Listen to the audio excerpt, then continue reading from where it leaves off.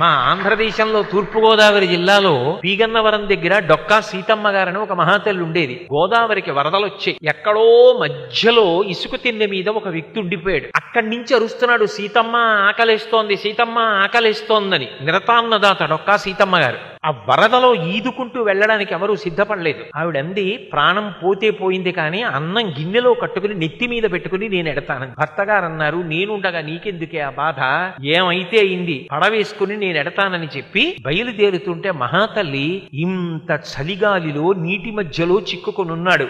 ఎందుకైనా మంచిది, అలవాటు ఉందేమో, కాల్చుకోవడానికో చుట్ట కూడా పట్టుకెళ్ళండి.